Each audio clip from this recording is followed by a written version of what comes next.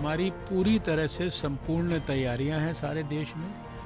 कल हम 3006 स्थानों पर वैक्सीनेशन प्रारंभ करेंगे। आज भारत एक नहीं बल्कि 2 made in India corona vaccine के साथ मानवता की सुरक्षा के लिए तैयार है। Hello everyone, you're watching News Epicenter with me, Maria Shakil. Saturday will mark a historic moment in India's fight against the coronavirus that has wreaked havoc across the globe and changed our lives as we know it. The Pan-India exercise will be launched by Prime Minister Narendra Modi, who will also flag off the CoWIN app, which will be used to track and register vaccine doses. For the first phase, 3,000 vaccination sites have been identified and a maximum of 100 people will be administered the vaccine at each of these sites. The government has reassured citizens that all arrangements are in place to ensure a successful rollout. 3 crore healthcare and frontline workers are the first priority group for vaccination. Amidst opposition parties questioning the efficacy of the vaccine, Union Health Minister Dr. Harshvardhan called on all states for cooperation. He said the vaccines are safe and rumors must be ignored, adding that this was the beginning of the end of the coronavirus. This is a mammoth exercise in the fight against the coronavirus and a huge logistical challenge for the physical and digital infrastructure. And decoding the challenges are India's top medical experts who are joining me on the show this evening. Thank you so much for your time. Dr. Devi Shetty is the chairman and founder of Narayan Hridayalaya. Dr. Raman Gangakhetkar is epidemiologist. Dr. M.R. Rajagopal is founder chairman of Pallium India. Professor K. Srinath Reddy is president of Public Health Foundation of India. Dr. Gangakhetkar, I'm going to begin with you. India has undertaken inoculation drives against multiple diseases, polio, diphtheria. In fact, routine immunization programs happen in our country. What has that experience taught us that will take us through this exercise of vaccination against COVID-19, sir? Yeah, most of the experiences that we had were not against a pandemic. They were for routine immunization, especially the childhood immunization. The lessons that we have learned from childhood immunization is you require extremely good healthcare infrastructure which would have a strong outreach right up to villages.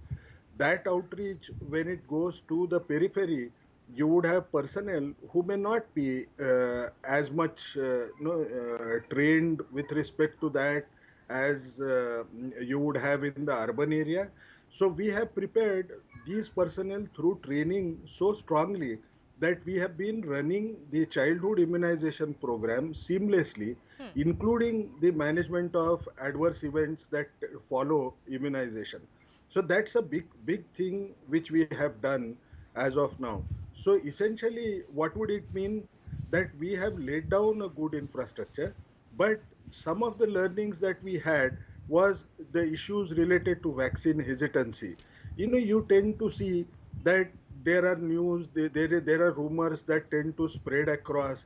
People tend to say by taking vaccines you become impotent.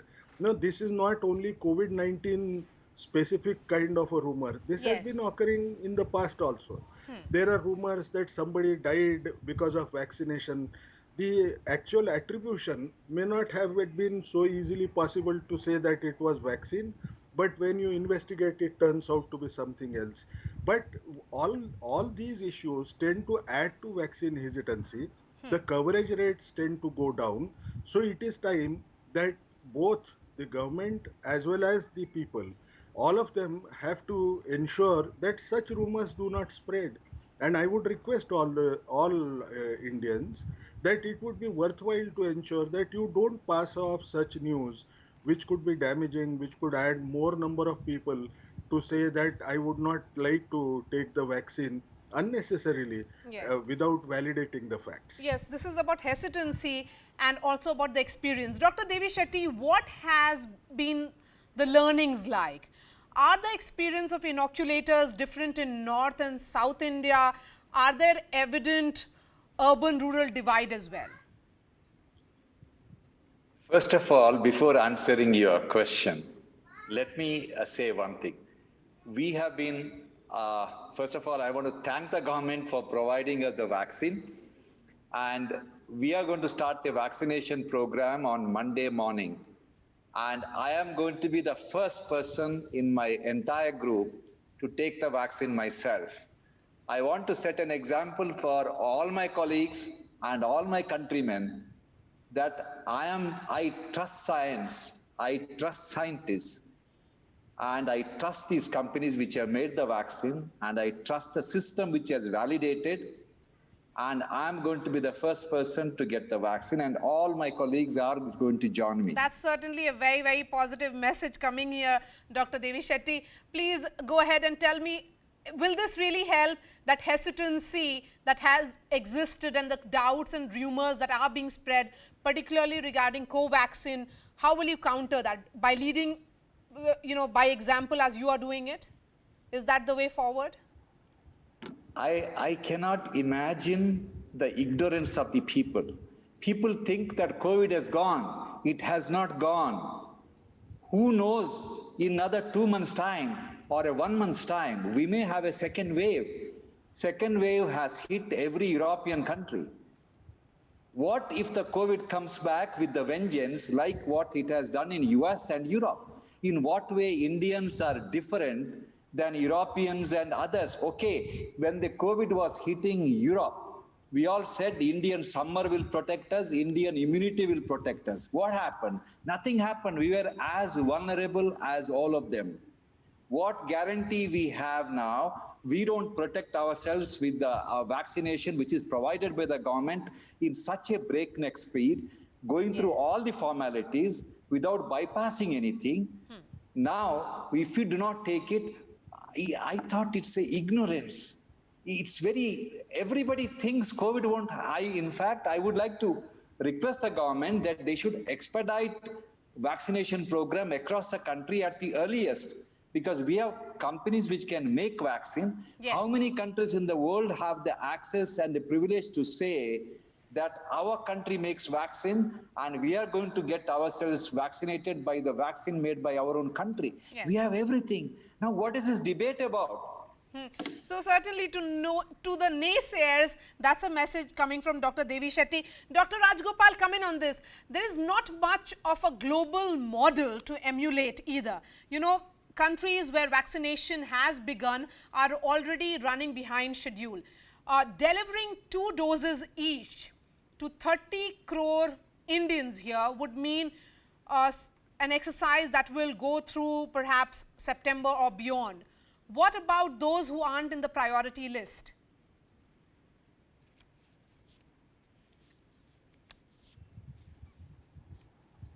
Before I go on to those who are not on the priority list, I certainly want to look at the positive. It's a mammoth task, but we are up to it. We have done these wonders. We have eradicated many diseases. The care is needed to make sure that people who are not visible easily shouldn't be left behind. I work with people with serious health-related suffering. It's easy for some healthy people to think that, okay, let us preserve the youth, let us preserve the workforce. But I do believe that every life matters. And by neglecting some people, we'll be conveying a very bad message to the society. When I say people who are not visible, I mean people living with major disabilities, people who are marginalized and rural, especially the elderly, and people who may not be able to access the healthcare. The Astana Declaration of 2018 exhorts all world countries that healthcare should reach people where they are when they need it. And this can be done if we clearly plan for that also. And I'm sure that's all in the plans. Those with morbidities are going to be given priority. That's right. But those who have poor access also must be. Yes. So accessibility, better communication is are the two challenges right now. Professor Reddy, so how should the communication be more effective for ensuring that vaccine distribution is safe and people have faith in the efficacy of these vaccines? Absolutely. There is no doubt about it. I think public communication is absolutely critical for getting trust and willing participation. And therefore, we must make every effort to both clear any legitimate doubts, give information that gives people knowledge and confidence, at the same time counters misinformation of any kind. And in smaller towns, what about that? Rural parts of India, tribal belts. How do you manage communication in that part? And, you know, if you could share some of your own experience with other immunization programs. Well, we have seen how the polio vaccine has been rolled out, and we have also seen how routine immunization program for children and women goes on even in the remote corners of India. And we know that ASHAs are there in almost every village for mobilizing people for immunization. I think as long as we can maintain our primary healthcare services intact and ensure that there is adequate community participation and community engagement, with local community networks also being utilized to provide information and to build vaccine confidence, will succeed. I mean, all the women's self-help groups, the volunteer groups of young people, all of these should be utilized. But our primary healthcare infrastructure in rural areas generally has been very useful in terms of our immunization programs in the past. And if we can actually provide them the right kind of support, they can mobilize the local community to become willing participants in any immunization program. Dr. Ganga Khetkar, so besides COVID and Covaxin, by when do you see other vaccines enter the market? Because there are several of them. The vaccine makers are, you know, pushing for emergency use authorization. The trials are going on. No, I can understand, why we tend to get worried, mainly because there is a limited capacity to produce vaccine dosages. But what can happen if we were to paint a scenario for tomorrow? It is possible that there would be some vaccine manufacturers who would be willing to come to India. There could be some indigenous manufacturers, as which you are seeing even today, that they are coming forward asking for regulatory approvals for different phases of trials. Hopefully, if they complete those trials in a short period of time, perhaps they could be in a race. But if you think of, looking at the current scenario, no, you would at least have to spend about 6 months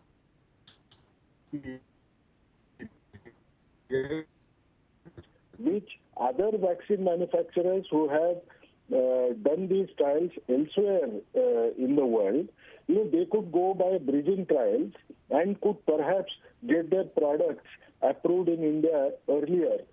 Just because, there is one issue that tends to creep up. When you say that some vaccines are given emergency use authorization, the ability of other manufacturers to conduct a trial becomes constrained to a larger extent.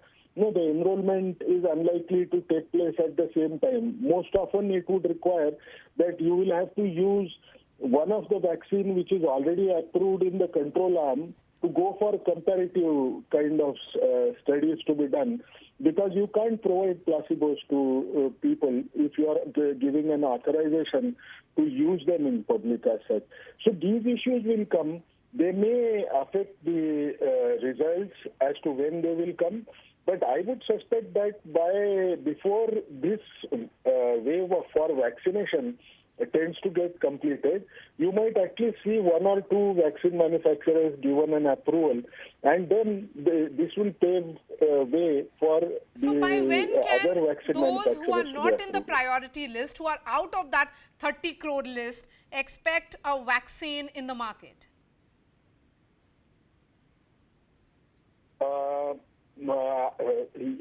I couldn't hear well, But I think you said when would these vaccines come in the market? Yes, sir. Now, these vaccines, to my mind, you might find that if there are adequate dosages that are available, some of those who have been already approved outside, they will be in a position to get approval for giving it in the country, maybe somewhere around May or June month's time. And then perhaps the others could approach for approvals based on how complete their data is.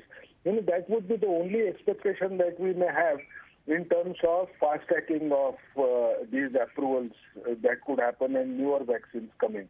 So I don't see much of vaccines coming. We will have to continue to rely on these two for some time, except that the Russian Sputnik vaccine is perhaps likely to get an edge over the others because it is not only manufactured here, the bridging trials have at least begun.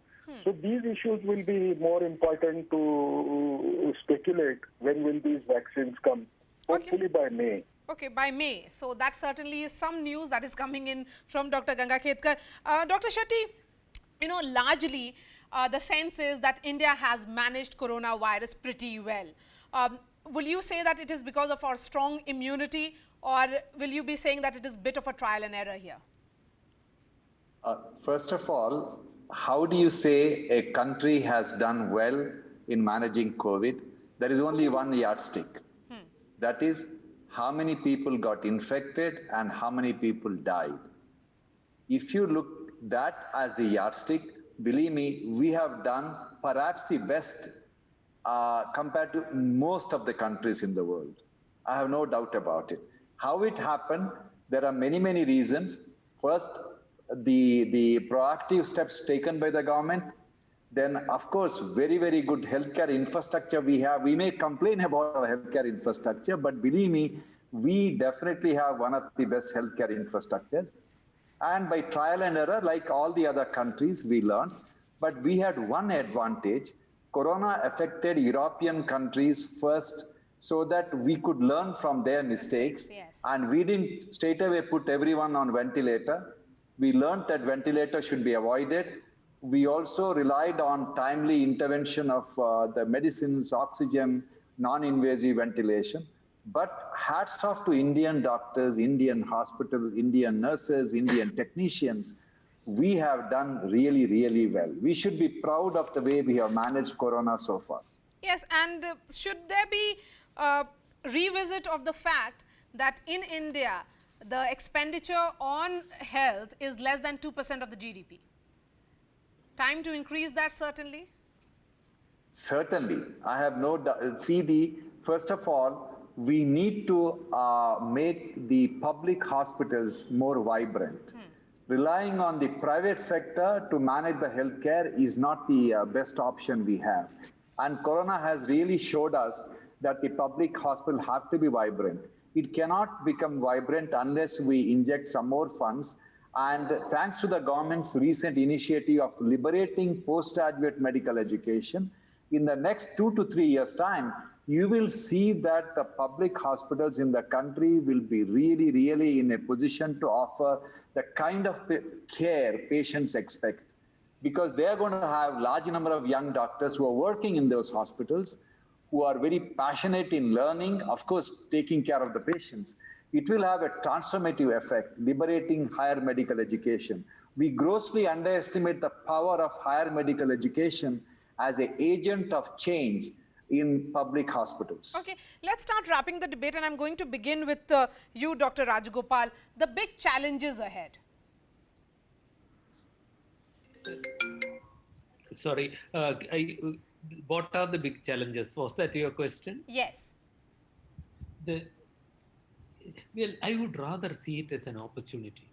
The challenge is in getting public participation, and the success so far has been in our country.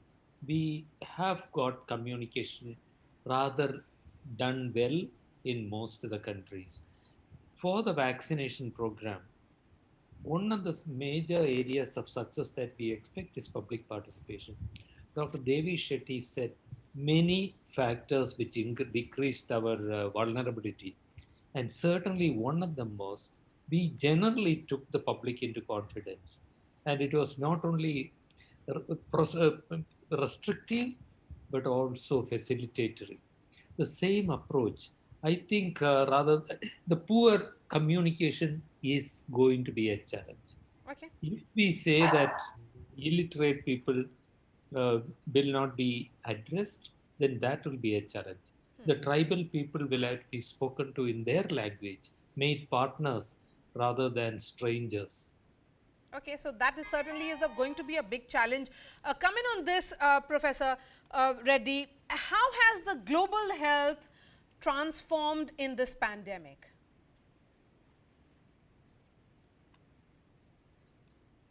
Well, global health has certainly been transformed in the sense that there is a far greater interest in health overall. But I think in terms of ensuring that there is a better pandemic preparedness, both in terms of anticipation and prevention, as well as a much better response, I think global health is better geared up now than as it has been in the past.